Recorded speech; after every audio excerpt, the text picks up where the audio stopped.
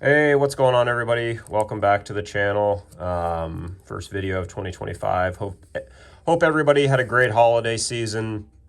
Off to a great new year, all that kind of stuff. Been so just crazy busy with work. I think everybody's busy with work all of a sudden. All the card people, all the card people are busy. I don't know what it is, how we all got busy at the same time, but it seems like that's the case. But nonetheless, been still doing card stuff constantly, buying, selling, collecting, grading, everything, all that. Just not as much YouTube and that type of thing. But we're back here. I'm making my. I've been very focused on vintage lately. Yeah,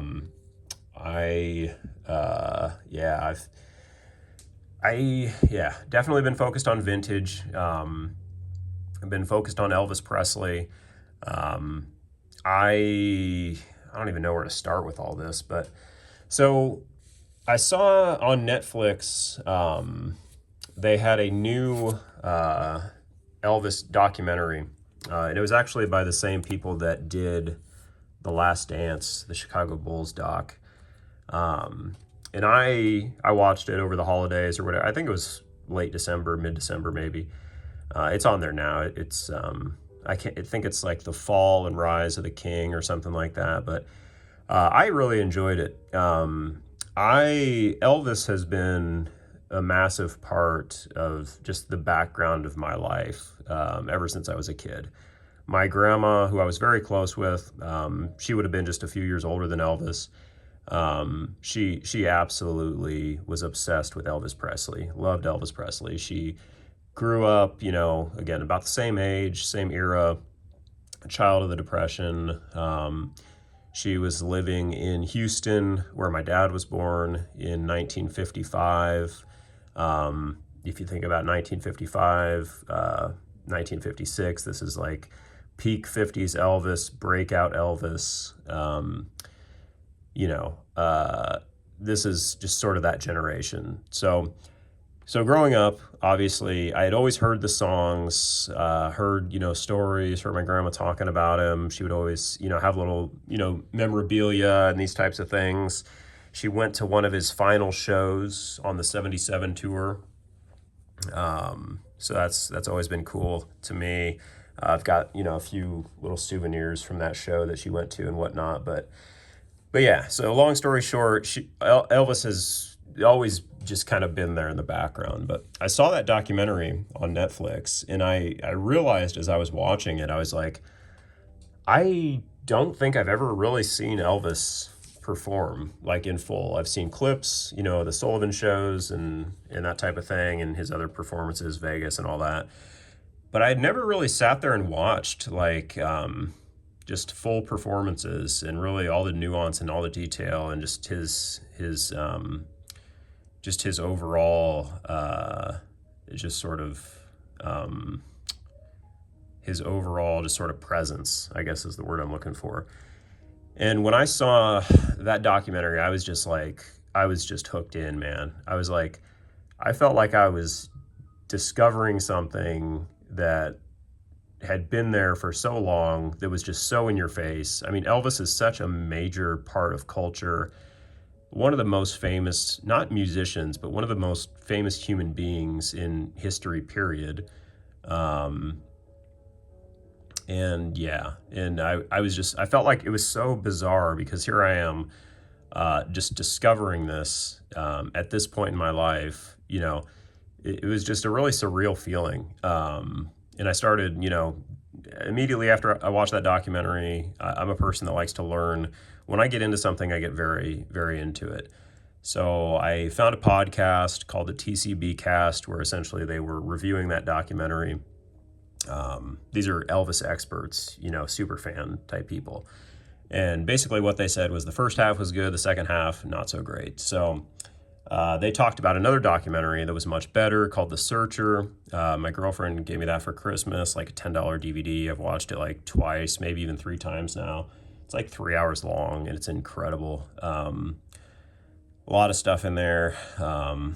In this video, I'm probably not going to be able to go, I'm not going to be able to tell you Elvis's life story right this second, but just what I would say is that I've, the last 6 weeks, 8 weeks, it's just been like constant. Like not constant, but I've consumed so much information, watched so many performances multiple times, multiple documentaries, and it's just been an absolute blast. I feel like I've just like consumed Elvis's story just over and over again, and I just can't get enough of it. So then obviously the cards, being a card collector, become a big part of it as well.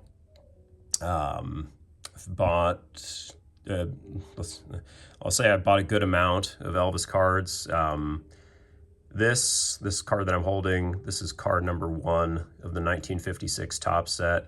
Actually goes under the name Bubbles, but yeah, it's a Topps card. And yeah, it was a 66 card set produced in 1956. And again, 1956, peak Elvis, peak breakout 50s Elvis. You're talking about the Steve Allen show, the Milton Berle show. He went on Milton Berle first. Then he went on Steve Allen. Steve Allen mocked him and made him dress in a tuxedo and sing to a dog. Elvis hated it. Then he went on Ed Sullivan. He did 3 performances with Ed Sullivan starting in September of 56. Ed Sullivan was not actually there. He had been in a car accident, so Elvis performed remotely in Los Angeles while a person named Steve Lawton hosted the show, I believe, from the UK. And that was basically mainstream America's introduction to Elvis Presley. Was that September show. He came out and he sang Don't Be Cruel was his first performance. Then he sang 3 other songs that night. And then he'd go back to Ed Sullivan in October of 56. Ed Sullivan had returned by then, recovered from his injuries. And then he did another 4 songs, and then he'd go one more time in January of 1957, a couple days before his birthday. Actually, January 8th was his 90th birthday just a couple days ago. And in 57, he was on Ed Sullivan, and this was quote unquote from the waist up performance, because there was so much cultural upheaval and backlash at his dancing and his movements and this type of thing. And if you've seen the movie in 2022, they made a lot out of this, and I'm sure, Elvis people already know all this stuff. So I'm not trying to moonlight here as an Elvis historian, but I'm just, giving you the basics of this time period and where this card would have come from.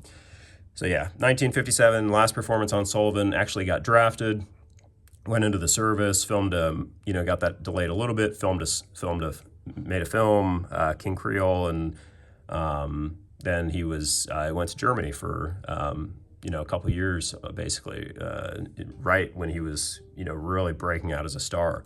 So I'll table the Elvis history right there for now, and I'll have plenty more videos to talk about all this. But circling back, so 1956 Topps. You think about 1957 Topps was actually the first standard size baseball card. This actually was the first standard size card, period, as far as I know. Now, if you know different, please let me know, but I believe this card number 1, 1956 Topps Elvis Presley, would have been the first standard size Topps card, because in baseball, 1956 was still the oversized cards that we know from the early 50s. And then in 57, they made them smaller. So I read that on the PSA site. I don't know if any of the other non-sports top set were standard size. It's possible, but I don't believe they were. So just a little interesting fact there. But yeah, so I've got 4 raw copies of this. I'm just going to focus on this card today. I would say arguably this is probably the most important card in that set. There are a few others that I would say are pretty, there's one other one that I would say is pretty equal to this card, and then a couple other that are maybe just a notch below. But the whole set features Elvis. The first 40 or so cards are all about him performing as a musician, and the last 22 cards or whatever are from Love Me Tender, his first film. This card in particular, that image is very iconic, very recognizable. If you're a music fan, you probably have seen that before. That was the image on his first album, self-titled Elvis Presley. This image is commonly referred to as the tonsil photo. This is from a performance he did in Tampa Bay in 1955, July 31st, 1955, I believe. Great image, just very classic, used for a ton of promotional material. This card here is pretty brutal condition-wise. If you're, it's got a crease up there. This set is got some pretty heavy condition challenges. A lot of those white dots will appear on a lot of these cards. It really is unfortunate when they appear in the guitar because it really detracts from the eye appeal. Registration on this copy is pretty terrible, pretty bad crease there on the right, vertically running up and down, another crease horizontally. So this is likely a 1 here maybe, but still a nice card. And again, I bought several copies of this, but yeah, this one here is probably the worst looking. This one here is pretty bad too. Let's see. So I like showing all these because you can see the different levels of condition challenges. So this one's got like more of those white dots on the guitar. It's got probably, I don't know if the vintage guys could tell me, that's probably more of like a rubber band crease up there from being card number 1 in the set, just like the Jackie in 53 or whatever. But then some like red, you know, print defect there off to the left side of his face, even covering his face a little bit. Yeah, so that one's got a few challenges. Then I've got these two. Yeah, so you can see that right hand, or that upper right corner crease is appearing in a lot of these. And I imagine that's a pretty consistent challenge with this card, probably from being rubber banded, yeah, because you see the lower right too. This one's nice because it doesn't have the dots on the guitar. So I would say of the 3 you've seen so far, this is probably the best looking copy. Registration's a lot better on this one as well. These are all nicely centered though. I passed on a few that had just horrendous centering, but there you can see the registration on the left is really nice and the right kind of sucks. But I'm gonna grade all these regardless of the condition challenges. I just think this is a special card. I'm sure I'll sell a couple of these. So this one I would say is probably the nicest one out of that group. Let's take a look at this one. This would be and I can't remember exactly what order I purchased these in, but they ranged anywhere from probably $30 to $85, I think, for the most expensive. This one's not too bad. That lower, I mean, it's gonna be probably, again, like a 1 or 2 based on the crease. But actually, this one's probably the best looking one. It has that white dot there on the guitar, but actually where it's placed, it almost looks like it's supposed to be there, like a part of the guitar or whatever. But yeah, this is actually a pretty nice looking copy. Yeah, so I'd say those two are pretty nice, and then these two are kind of bad. But yeah, but luckily, eventually, I was able to find a really nice copy here. Saw this one pop up on eBay, jumped on it right away. This is a very nice looking PSA 5 here. Nice centering, good registration. No real issues with dots on the guitar, maybe a couple little blemishes there, but nothing major. No major creases. A little bit of line I've got quite a few cards from this set now, and that line across the middle is pretty common. In some future videos, I'll show you some other cards that have that. But really stoked on this 5. Couple $100. Yeah, 1956 Elvis Presley, card number 1. I'm until somebody corrects me, I'm just gonna call this the first standard size Topps card. And I keep thinking about like that 1952 looking C set. I don't know if those were oversized or not. I'm worried that maybe there was a non-sport set card that was standard size before this, but let me know if you do know. But yeah, super stoked on this copy. Again, gonna grade all these eventually. Probably sell, you know. I can't stand the look of that one with the registration. It's so bad. Those two on the left I might just keep, just because I think those look pretty sharp, even with the creases, even as 1s or 2s. This one I'll probably end up selling with all those little dots on the guitar. Those do kind of bother me a little bit.